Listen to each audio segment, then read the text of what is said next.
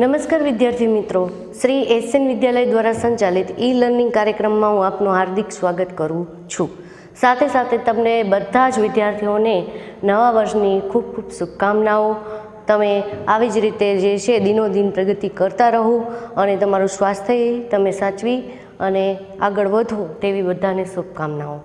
આજે આપણે જે છે એ છઠ્ઠા ધોરણનો છઠ્ઠો પાઠ જે છે એનો અભ્યાસ કરીશું। છઠ્ઠો પાઠનું નામ છે સુબહ। તે એક પ્રસંગ કથા છે જેની અંદર એક રેશમા નામની જે છોકરી છે તે પોલિયોના કારણે જે છે એ અપાહિજ થઈ ગઈ હોય છે। નાનપણમાં એને પોલિયો થઈ ગયો હતો અને પોલિયોના કારણે તે જે છે એને શરૂઆતમાં ઘણી બધી તકલીફ પડતી હતી, પરંતુ એ પોલિયોના કારણે તે પોતે હતાશ નિરાશ નથી થઈ જતી। આપણે શું ઘણીવાર હતાશ નિરાશ થઈ જઈએ, આપણા જીવનમાં કોઈ એવી ઘટના બને તો આપણે જે છે એ હતાશ નિરાશ થઈ જઈએ અને આપણું જે છે જીવન જે છે એ અંધકારમાં આપણું જતું રહે છે। પરંતુ અહીંયા આપણને એક પ્રેરણાદાયક પ્રસંગ કથા આપેલી છે જેની અંદર રેશમાને પોલિયો થઈ જવા છતાં પણ તે પોતે હિંમત હારતી નથી અને તે પોતાનું જીવન જે છે એ ખૂબ જ ઉમંગપૂર્વક જીવે છે, જિંદાદિલીથી જીવે છે અને તેના કારણે જે છે એના જીવનની અંદર તેને નવો ઉત્સાહ પ્રાપ્ત થાય છે અને તે જીવનમાં કામયાબ બનવા માંગે છે। આપણે તો કદાચ કોઈ નાની એવી બાબત હોય તો એની અંદર આપણે હતાશ નિરાશ થઈ જઈએ તો આપણને જીવનમાં કોઈ જીવવાનો પેલો નથી રહેતો, પરંતુ અહીંયા જે છે પોલિયોગ્રસ્ત એક નાની એવી છોકરી છે રેશમા, તેના ઈરાદાઓ હંમેશા મજબૂત રહે છે। તે હંમેશા કંઈક ને કંઈક કાર્ય કરવામાં તત્પર રહે છે, જરા પણ એને શારીરિક કમી એને નડતી નથી। તેમ છતાંય તે તેના માતાને પણ કામમાં બહુ ઉપયોગી થાય છે, બજારમાંથી નાનો મોટો સામાન લાવી દે છે અને તે પોતાના ભાઈ જે છે ગોલુને પણ પોતાના સૂઝબૂઝથી બચાવી લે છે। તો અહીંયા એક સરસ મજાની પ્રસંગ કથા આપેલી છે। એ પ્રસંગ કથા જે છે એની અંદર આપણે પાઠ દ્વારા સમજશું। સૌથી પહેલાં આપણે પાત્રોનો પરિચય મેળવી લઈએ તો રેશમા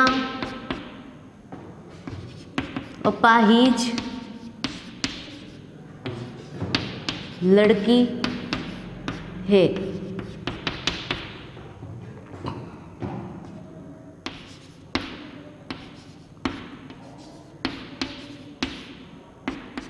तो तेना दादा दादी छे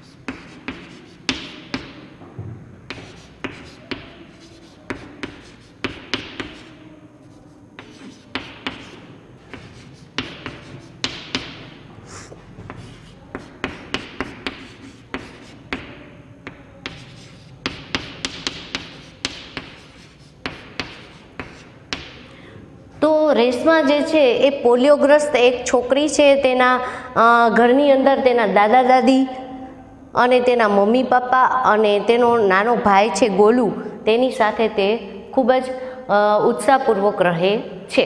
तो आ जे छे पात्रो छे ए पात्रो जोई ले रेशमा, दादा दादी, मम्मी पप्पा अने गोलू। हवे आपणे पाठनो अभ्यास करीशुं।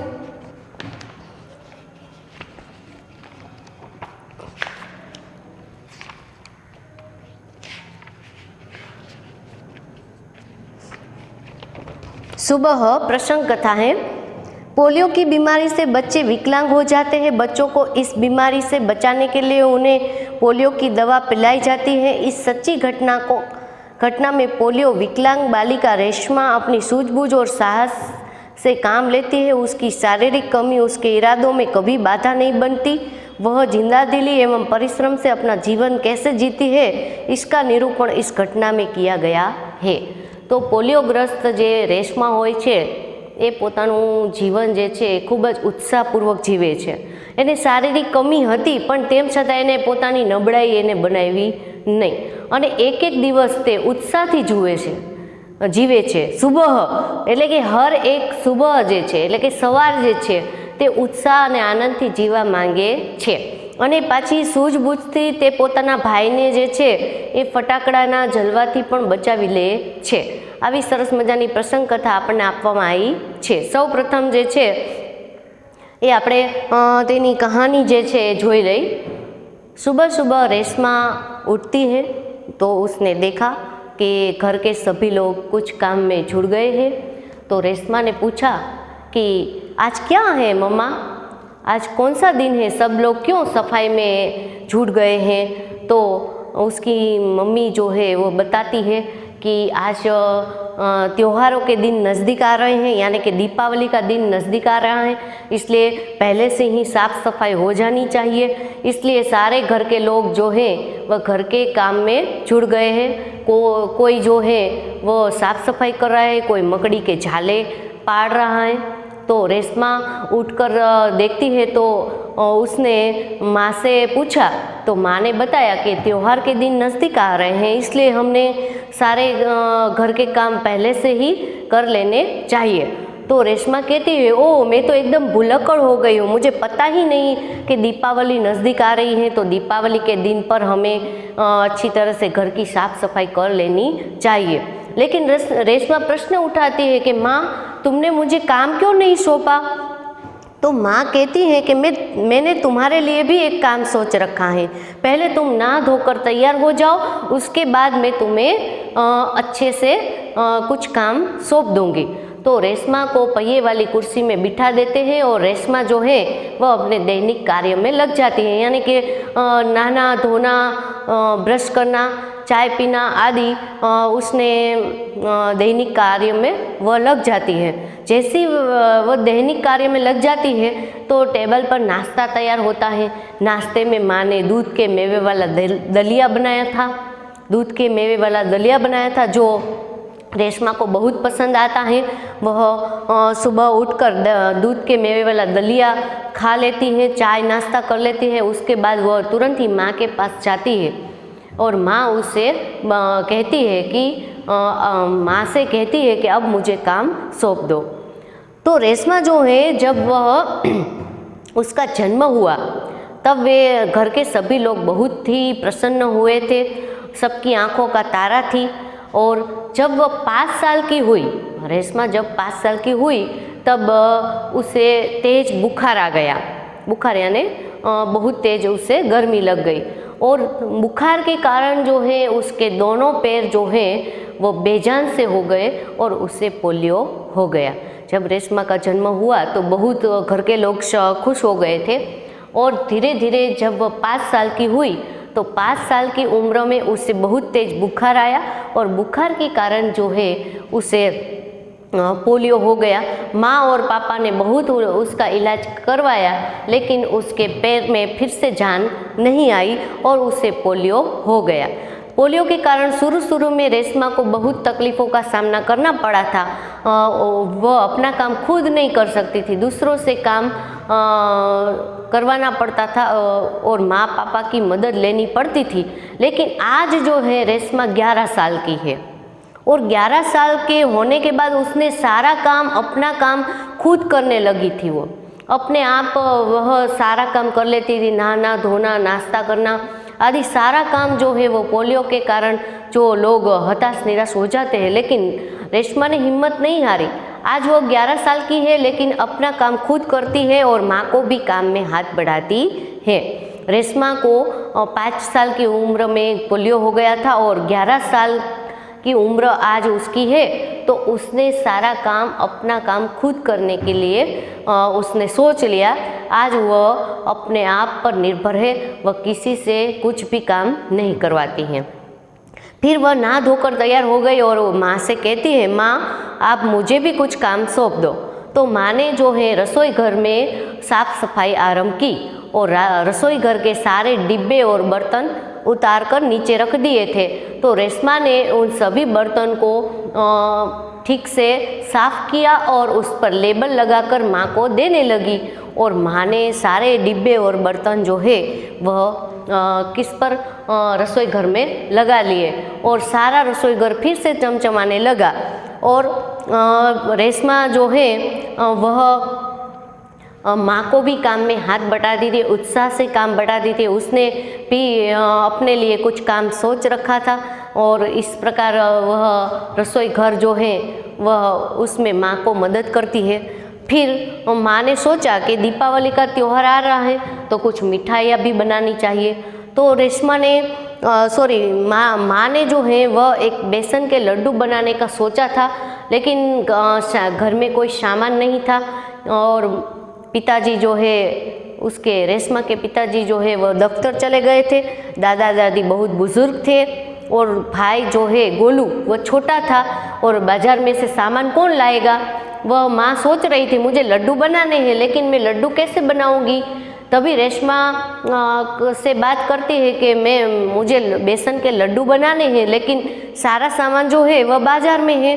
तो रेशमा कहती है कि माँ आप चिंता मत करो, मुझे एक सूची बनाकर दे दो, मैं बाजार में से सामान ला दूंगी। तो माँ ने कहा कि तुम कैसे जाओगी। तो रेशमा कहती है कि मैं पहिए वाली कुर्सी पर बैठकर सारा सामान ले आऊँगी, मैं कई बार जा चुकी हूँ, आप चिंता न करें, मैं इस बार भी सारा सामान ले आऊँगी। तो माँ ने उससे कहा कि अच्छा, और उसे सूची दे दी और उससे कहा कि आप नुक्कड़ वाली दुकान से सारा सामान ले आना। तो रेशमा भी पहिए वाली कुर्सी पर बैठकर सारा सामान लेने जाती है और साथ में जो दुकान बताई थी वहाँ जाकर सारा सामान ले आती है। और कुछ पैसे बचे थे, उस पैसों में से वह अपने छोटे भाई गोलू के लिए टॉफ़ी भी ले आती है। और टॉफ़ी जैसे ही लाती है और अपने छोटे भाई गोलू को देती है तो छोटा भाई गोलू जो है बहुत खुश हो जाता है, झूमने लगता है। तो टॉफ़ी पाकर गोलू को बहुत अच्छा लगता है और वह दीदी का आभार भी मानता है। थोड़े दिनों बाद दीपावली का दिन आ जाता है और दीपावली के दिन सारा घर जो है वह दियों से जगमगाता है और सभी लोग पूजा पाठ करते हैं। और उसके बाद उसके दादा और उसकी दादी जी जो होती है वह बताती है कि दीपावली का त्यौहार किस खुशी में मनाया जाता है।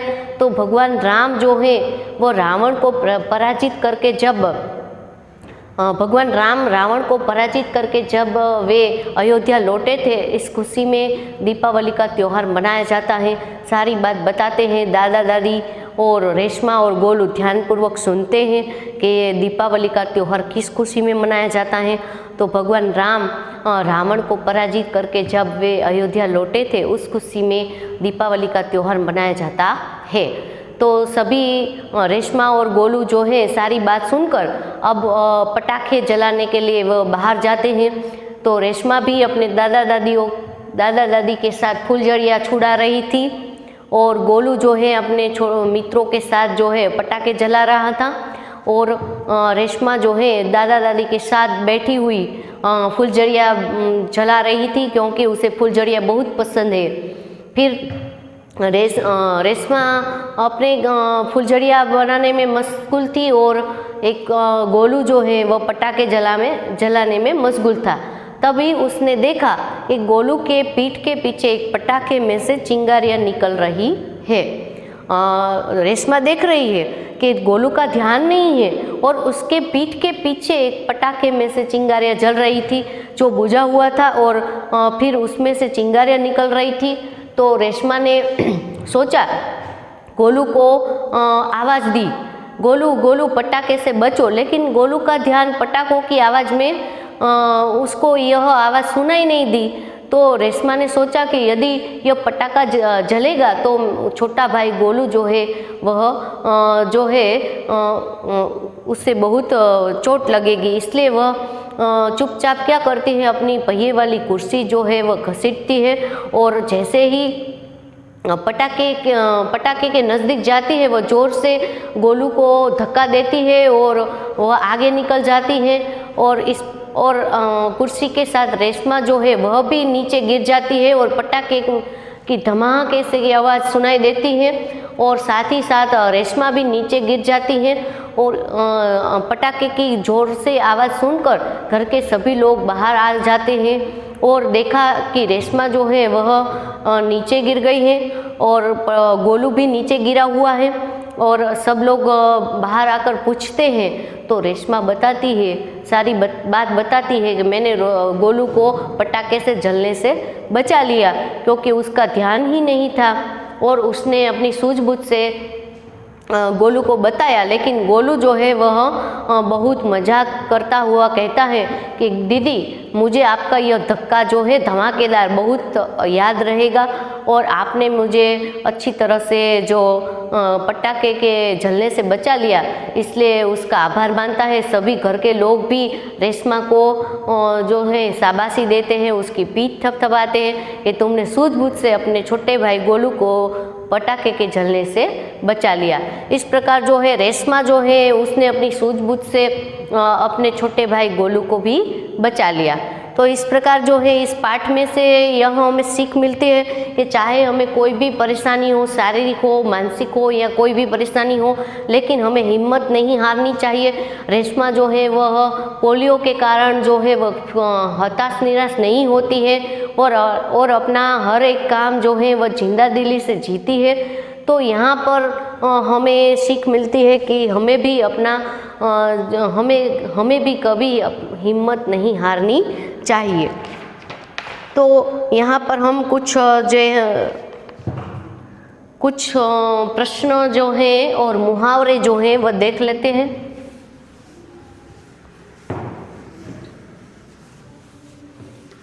सबसे पहले मुहावरे देख लेते हैं। रेशमा जो है वह सबकी आंखों का तारा थी।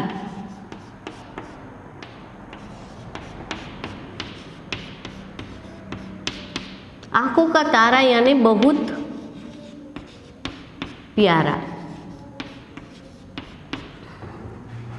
पीठ थपथपाना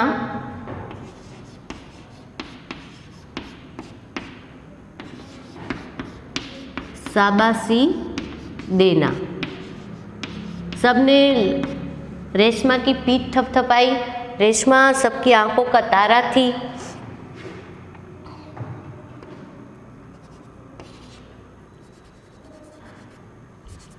हाथ बटाना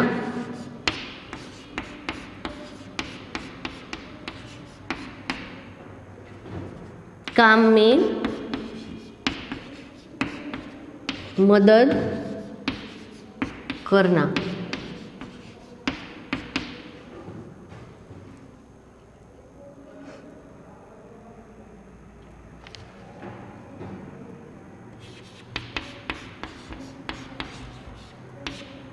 आवाज देना यानी कि बुलाना।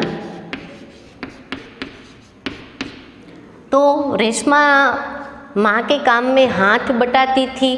तो यह जो है 4 मुहावरे हैं। आंखों का तारा यानी बहुत प्यारा, पीठ थपथपाना यानी शाबाशी देना, हाथ बटाना या काम में मदद करना और आवाज़ देना यानी बुलाना। तो रेशमा जो है वह माँ को काम में हाथ बटाती थी और माँ ने रेशमा को आवाज़ दी। तो यह 4 मुहावरे हैं। उसके बाद कुछ प्रश्न हैं वो देख लेते हैं।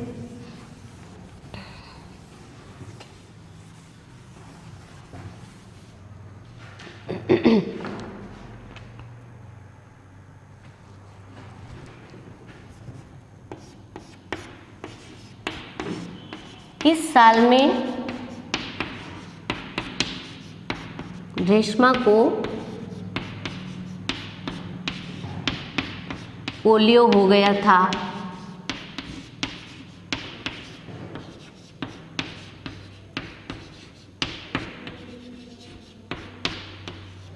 पाँच साल की उम्र में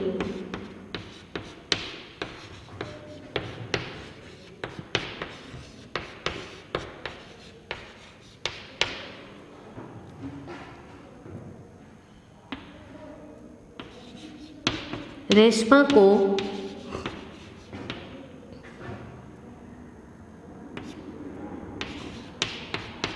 पोलियो हो गया था।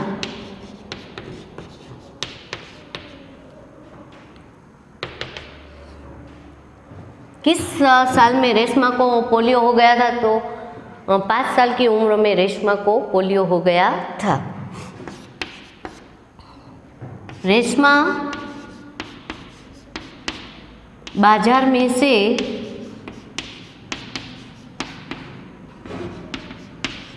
गोलू के लिए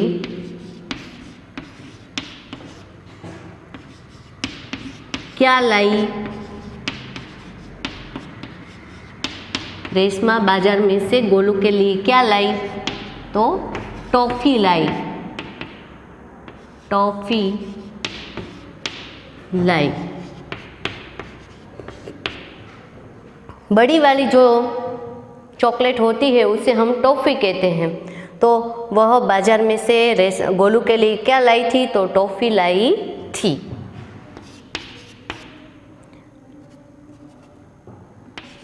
दीपावली का त्योहार किस खुशी में मनाया जाता है?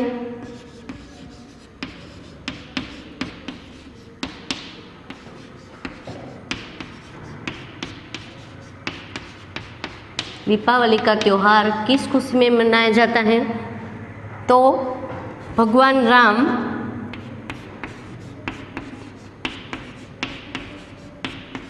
रावण को पराजित करके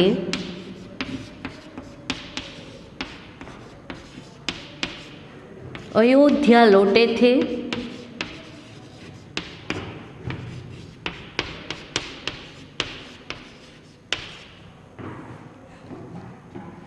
इस खुशी में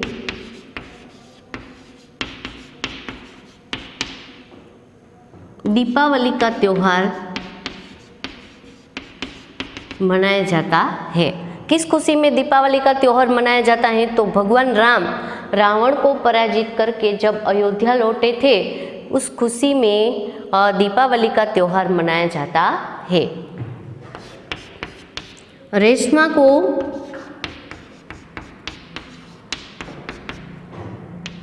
क्या अच्छा लगा?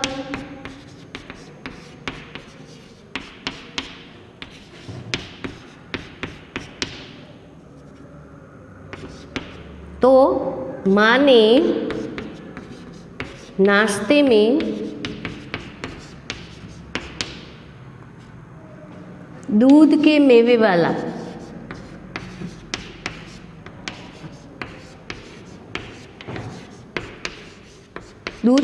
वाला दलिया बनाया था। दलिया बनाया था, वह अच्छा लगा।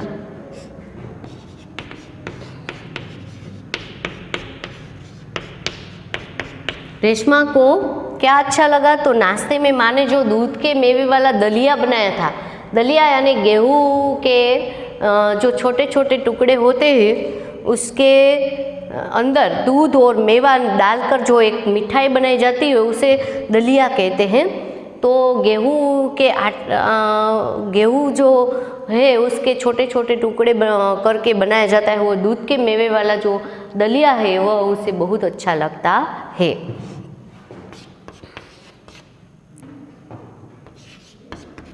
रेशमा ने गोलू को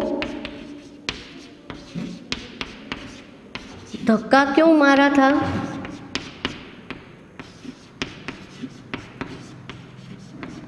रेशमा ने गोलू को धक्का क्यों मारा था? तो पटाखे के जलने से बचाने के लिए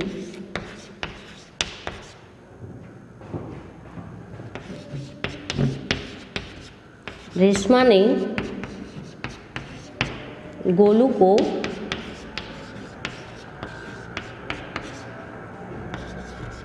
धक्का मारा था। रेशमा ने गोलू को धक्का क्यों मारा था? तो पटाखे के जलने से बचाने के लिए उसे धक्का मारा था। रेशमा किसके साथ फुलझड़ियाँ छुड़ा रही थी?